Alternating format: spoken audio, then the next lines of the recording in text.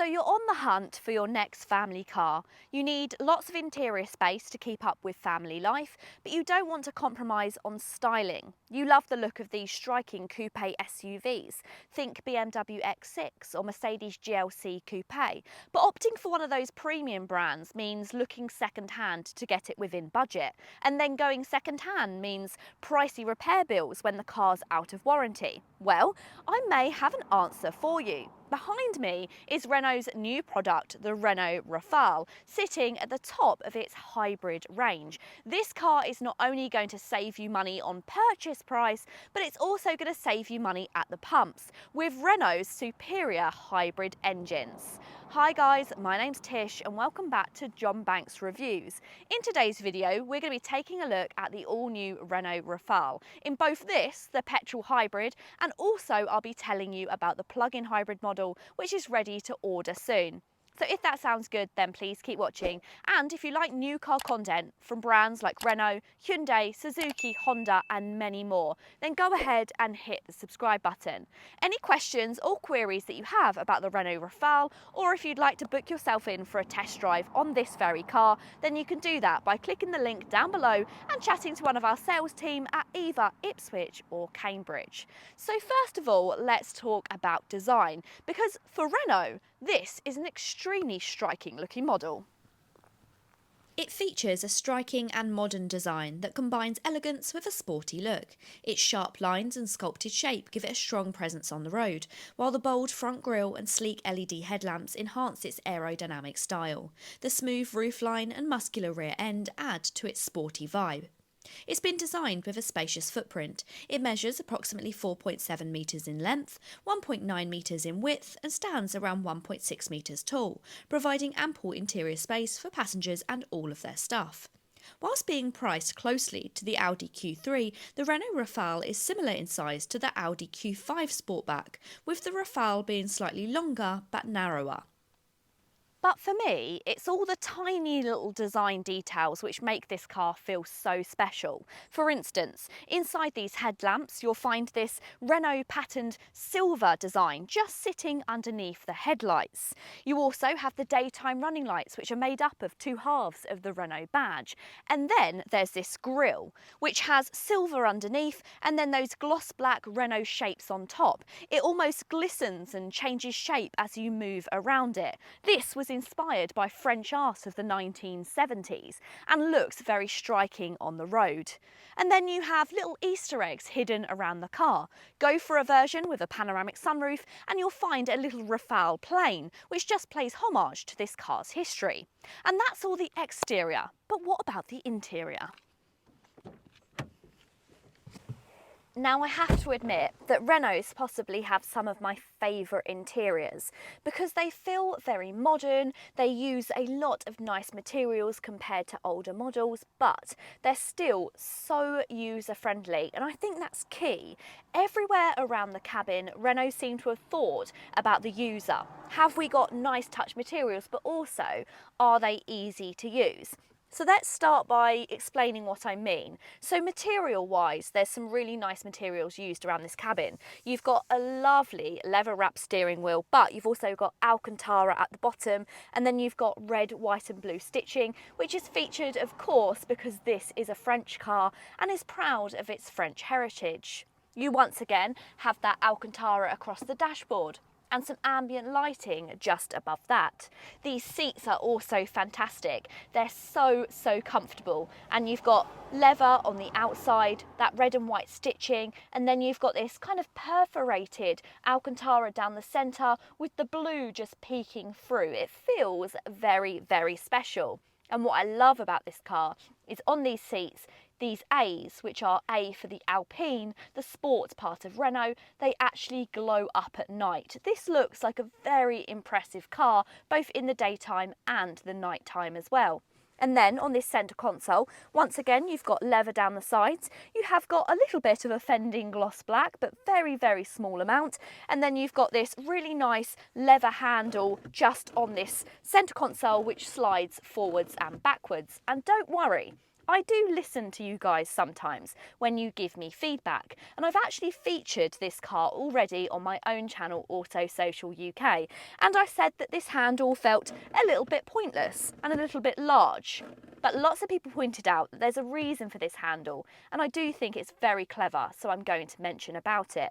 But what you can do is you can actually lean your hand onto this handle and then use the touchscreen. It means that when you're driving, you can steady your hand and you can make sure you're touching in the right places. So it does have a function, and now I think it's fantastic. And talking about that touchscreen, let's quickly dive into the infotainment. This Renault infotainment system is built on Android Automotive, featuring Google Maps and Google Assistance for seamless navigation and voice control. Its tablet-like layout means it enhances usability, making it intuitive from the first interaction. Similar to a mobile device, users can download and update their apps directly. Additionally, it also supports wireless Apple CarPlay and Android Auto, and is equipped with multiple cameras to facilitate a safer and easier manoeuvring. The graphics are clear and visually appealing, and the ambient lighting can be adjusted individually or in accordance with the drive mode. So personally to me, this is one of the best infotainment systems which is currently on the market. But that's not the only highlight inside of the Austral. Space is also very impressive. I love the fact that you've got loads of space inside of these door cards, but they're also felt lined, so it will stop items from rolling around. And they're also lined with blue, which is once again a hark back to the Renault Sport division of Alpine. You've got two cup holders in the front section here, with two USB-C ports and also a 12-volt charger. But slide this section forward, which also doubles up as a wireless charging pad on top of there, you'll find some additional storage for items up front. But you also still have a central armrest storage as well, where you'll find even more sections for popping items away. You also have a decent sized glove box, although it is hindered slightly by the fuse box because this car is set up to be a left-hand drive car. You'll also find some sunglasses storage on top of the roof, and you even get a little mirror which just sits on the sunglasses unit and means that you can see into the back seats. See, I told you, very thoughtful. So interior space in the front of the Rafale is very positive, but is it as positive when it comes to the rear space? Often when it comes to coupe SUVs, the biggest worry is that there won't be enough space in the back, especially when it comes to headroom. But that isn't an issue inside of this car at all. I've still got absolutely tons of headroom, and even the car with the panoramic sunroof is not a problem for anyone over 6 foot. Legroom is also fantastic. As you can see, that seat's set up for my driving position, and there is a load of room behind it. Plus, I can also fit my feet underneath as well, so I can slide them under and be so comfortable no matter how long my legs were. You've also got loads of space in between the seats too. You've got a really comfortable and usable middle seat and plenty of places to put your legs due to there not being a particularly high transmission tunnel. You get two ISOFIX fitments on either side of the seats, and you also get one on the passenger side seat as well in the front. You've got two USB-C charge points back here, and you've got some rear seat ventilation, although it's not tri-zone in this model.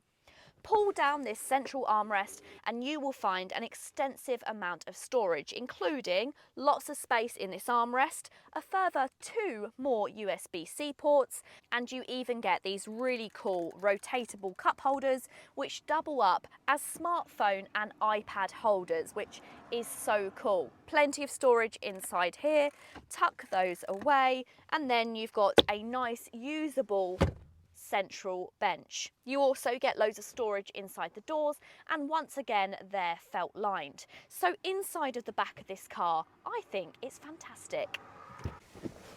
So despite having that sloping roofline, which has always been seen as a negative, it seems like the Rafale has plenty of space. But what about the boot? Is that where it loses out? Well, no, not really. There's still a really competitive amount of space inside of the boot. And just before I talk about that a bit more, I am going to talk about one of the disappointing things I found with the Rafale, and that's the position of the boot release. You see, it's nowhere on the top part of the boot, it's right down here by the number plate. Now, the negative with this is it will get a little bit dirty over time, and you might get dirty hands when you're opening the boot. So what about that space inside? The rear seats conveniently feature a 40-20-40 split, allowing them to be folded down easily, offering an advantage over the 60-40 split that's found in the Citroën C5X and the Peugeot 408. Whilst there's a useful scuff plate covering the boot opening, this particular model doesn't get an adjustable boot floor, leaving a high load lip. Still, the capacity for this standard hybrid model is a whopping 627 litres. That's 25% more than the Audi Q5. However, space does decrease to 365 litres in the plug-in hybrid to account for the batteries. So space is good, but usability, it could be a little bit better. Right, I think it's about time we got the Rafale out on the road.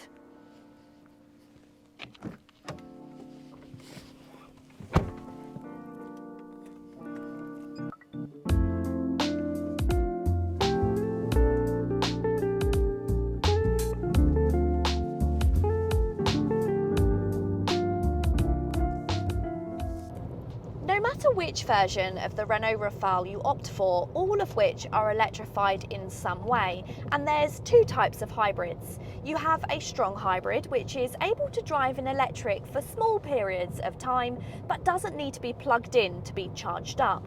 And then you have a plug-in hybrid. If you have the luxury of plugging in at home or work and want to extend the amount of miles you can do in full electric, this is a great option, both of which are fantastic hybrid cars. But let me explain those in a bit more detail. The full hybrid model that I've been driving is labelled the E-Tech 200, which combines a turbocharged 1.2 litre petrol engine with two electric motors, one at 50 kilowatts and a smaller 25 kilowatt starter motor. This hybrid setup, paired with a 2 kilowatt-hour electric battery, allows for an initial electric-only drive, producing a total of 197 brake horsepower and enabling a quick 0 to 62 mph sprint of 8.9 seconds. The hybrid system is linked to a clutchless automatic transmission, providing excellent fuel efficiency of up to 60.1 mpg and low CO2 emissions. The plug-in hybrid model offers a 300 brake horsepower E-Tech engine and offers four-wheel drive, featuring a larger 22 kilowatt-hour battery which allows for up to 65 miles of electric-only driving. This model also includes a 7 kilowatt charger for easy home charging. However, there's no fast charge options like with the new Skodas. So whilst a 1.2 litre petrol engine doesn't sound particularly sporty, Renault have actually worked hard with Alpine, their sport division, to give the Renault Rafale a sporty driving experience for those who may be coming across from more premium brands. Let me give you a bit more detail on the upgrades the Rafale has had to give it this sporty experience. It features a multi-link rear axle and advanced 4Control system. This setup enhances road holding without sacrificing comfort and reduces noise from the undercarriage. At low speeds, the rear wheels can turn up to 5 degrees in the opposite direction for increased agility, while at higher speeds they pivot slightly for better stability. Additionally, the Rafale includes vehicle motion control too, which improves handling on uneven roads and allows for faster cornering. With a wider track and optimised suspension settings, the Rafale offers both comfort and responsiveness. The steering is also highly precise. One of my favourite features of the Renault Rafale has got to be the electric memory function seats. Sure, that's something which a lot of brands do, but the really cool feature on the Renault is once you've found your perfect position, it asks you on the touchscreen, you've changed your position, would you like to save it? So you can hit save and then it will remember that perfect driving position, which I think is very handy.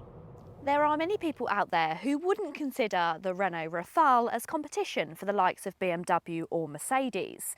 But there are also many people who are now taking a second look at Renault, and you have to admit that they're placing themselves in a very strong place in the market. They're offering striking cars with tons of equipment, loads of interior quality, and also you're getting those affordable hybrid engines. But let me know, what do you think of the Renault Rafale? Pop all of your thoughts and feelings down below.